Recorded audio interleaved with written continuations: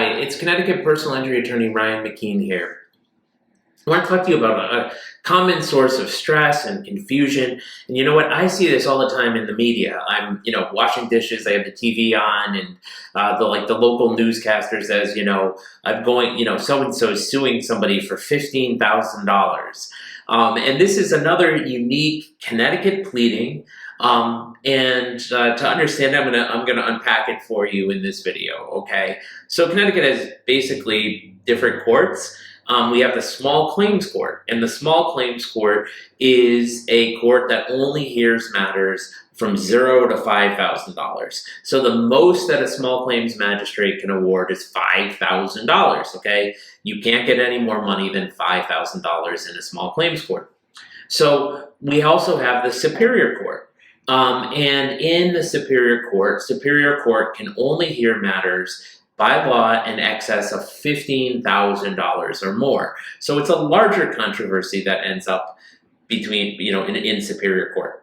For our purposes, we're not going to talk about cases between 5 and 15, but just know that the 15 number on almost every case in litigation gets pleaded that it is over $15,000, okay? So you'll look at the back page of a complaint and it'll say the amount in demand is in excess of $15,000. Now, in Connecticut, there's no requirement that you, in your complaint, and I don't see this done. The only people who ever do this are out-of-state firms who don't know what they're doing in Connecticut and they file something.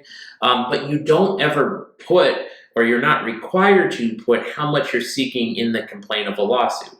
And really, if it was there under our rules, the defense should be able to file a request to revise or a motion to strike that from the complaint and get rid of it, because it's not at all proper. So the $15,000 number in excess just tells the court that, hey, this lawsuit is in the right court. It is in the right place, and you have to put that in your complaint to get it into Superior Court.